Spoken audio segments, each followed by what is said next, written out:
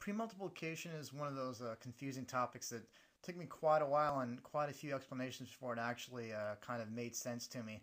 And I kind of wanted to cover that just because, in its own video, because the way that it was finally explained to me really kind of made sense. And then also, it's just kind of really useful to know what it is and why it's happening and how it can, help you or affect you. So, first off, let's go ahead and take a look. And this is just some green screen footage and not wonderfully shot green screen footage. Well, first of all, it's interlaced, which is we're not going to pay attention to for right now. But it was shot on regular tape, not really good footage. So maybe not the very best example, but hopefully we'll still give you the basic idea. So overall, the idea is we want to make an alpha channel of some sort. And I've kind of gone ahead and done that. If I go ahead and view the alpha channel and view this Primat cutout, not the best key by any means. I have all kinds of transparency issues here, and I still have some of the green screen that's going to show through. But let's just focus on the headpiece right here. So pretty much I've created a cookie cutter that's going to animate over time that I want to cut out this footage with so I can put it on another background. Obviously, it's not supposed to be on a green screen, so I want to be able to put them on another background. Now, by default, if I don't have an alpha channel here right now, I go and view this. Actually, I set it up to where it's pure white. So this is what the footage typically is. I go ahead and view this and try and do an over. I want to put him over an 18% gray so I can check his edges and then just see him on a different background in general. But you can see nothing's happening right now if I go ahead and view this. And that's because he has a solid alpha channel of white. Or if I disable this shuffle and it's pure black, that's just going to give you funky results as well.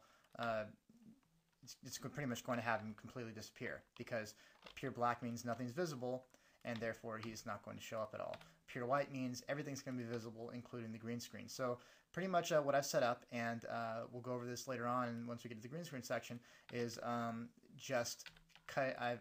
made an alpha channel for him and transferred it in. So pretty much at this point I have, and I'll go ahead and even disable this just to save confusion, but if I go ahead and view this shuffle copy, pretty much I've taken the alpha channel from this Primat node, so this little kind of cookie cutter here, and I've copied it into this original green screen footage. So, and we'll maybe go over shuffle copy a little bit later on, but pretty much what happens is shuffle copy has two inputs. I'll go ahead and make a new one here. Let's see, so shuffle copy. It's two inputs. The one input is what's being copied in, and two is what it's being copied into. So if I want to copy this alpha channel, or the cookie cutter, into the green screen footage, I would say, okay, well, what am I copying to, and what am I copying from? I'm copying from the cookie cutter that I've created, in this case, the green screen keyer. I'm going to copy it into the original green screen footage. And by default, it's already set up. You see I didn't change anything here. Where from the two input, it saves the red, green. So this is where it's outputting. It outputs to the right, and where it's inputting, it comes from the top down. So it's outputting from the two input, which is the original green screen footage, the red, the green, and the blue channel. And then from the one input, it's bringing in and outputting the alpha channel. So that's how you kind of read this. This is a little bit confusing at first. I kind of like the simplicity of Shake a little bit more, but that's how you read that, and you'll get used to it pretty quick. So pretty much what's happened up to this point, if I view this, is I do have the green screen, but it's not cut out yet. But I do have an alpha channel in there. And this is what premultiplication is that you can have an alpha channel kind of lurking a little bit, I guess if you want to call it that. You can have an alpha channel lurking and actually in the file, and this could be the true of bringing in a render from 3D Studio Max or Maya or any other program, Photoshop, anything. You can have an alpha channel kind of present, but it's actually not being applied to anything yet, or it's actually not doing its job yet. So the way you actually have an alpha channel applied is something called premultiplication. And while knowing what to do and just memorizing what to do is really easy, actually understand what it's doing is kind of the more difficult part. And that's kind of what I wanted to relay to you, because it did take a few times and different explanations over the years before someone explained it in a way that I actually understood. So pretty much what premultiplication is, if I view this alpha channel, is that it actually does multiplication. So it's taking your image, which in this case is the green screen, and it's multiplying the color values here by whatever the alpha channel is. So I know we're not math people, or at least most of us probably are not, but let's go ahead and go over really basic math. So what's anything times 0? Is 0, right? What's anything times 1? Is the exact same number. And anything that's a fractional amount is going to be, well, it's going to be a fractional amount. So anything times, 1 times 0.5 is going to be 0.5. So if I go ahead and try this, that's pretty much what's going to happen. When I throw on a pre-mult node, which I'm telling you, I want you to use the cookie cutter at this point in time, it's going to go pixel by pixel and compare where the alpha channel, what the colors in the alpha channel is going to cut out or make invisible everything else, but it's not going to get rid of that information. So if we go in and throw on a pre-mult, still have some green spill left over. We're not going to worry about that for now. But the main thing is that you can see the character is now cut out by that alpha channel. Of course, we still have some gunk left over here, but let's just focus that, okay, if we view the alpha channel, wherever it was white, it multiplied that pixel value, like say right here, and in this case, you can see the pixel values right here, the red, green, blue pixel values. No matter what that pixel value is, it could be pure white, a medium gray, doesn't matter. It's going to multiply by 1, which means that color value is going to stay the same. Whatever that pixel value was over here in the original green screen footage, in this case a green screen, it doesn't matter, because once you pre-multiply it by the alpha channel, which is black in this area, pure black, or at least hopefully pure black, we can always adjust this and see. I do have a lot of holes in the map, but this is just an example. But anything times 0 is 0, meaning it's going to be completely invisible. It's going to be canceled out. And anything on the edges are going to be partially visible, since they're kind of in the middle there. Now, why is that kind of important? Well, one, just going from After Effects to Shake or Nuke or Digital Fusion or any node-based compositor that has this option set aside for you, you're not going to be used to that, because After Effects kind of does this under the hood for you and you don't have control over it, which can be a problem at certain times. And this example is not going to be the best example for this, but when it actually causes problems is when you're doing color correction.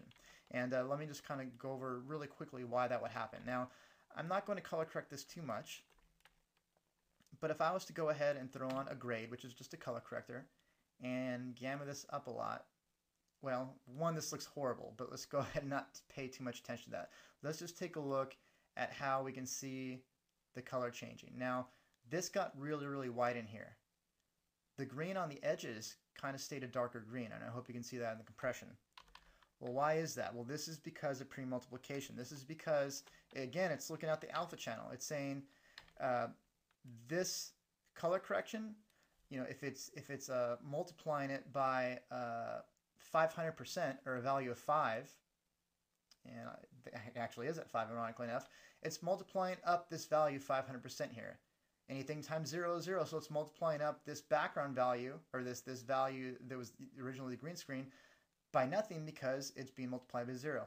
These edge pixels that are transparent, though, when you're color correcting up, they're going to stay dark because they're getting color corrected up a fractional amount. They're not being color corrected up 100% or 500% or 600%. They're being color corrected up a fractional amount. If you darken things down more, you're usually going to get a light halo around there, because they're not being color corrected down as much. So that's what pre-multiplication is, and the reason that's kind of important is because if you get an image out of Maya that happens to have pre-multiplication on it, meaning it's already cut out, you put on a background, you can see it's already cut out, but you want to color correct that, you can't just start color correcting it, because you're going to get these same kind of edge fringe issues. What you need to do, I'm just going to go and disable this for now, is if it's already cut out, let's just imagine this is just the input right here. Let's just imagine this is straight out of Maya, it's a pre-multiplied image, and we want to color correct it. What we need to do first is, we'll just call this, we're going to pretend right here, this is our straight from Maya pre-mult applied. Okay, so I can't just color correct right away. First, I need to lift off this transparency, so even these edge pixels are going to be affected the same amount. So, like there's a pre-mult node, there's also called the unpre-mult node.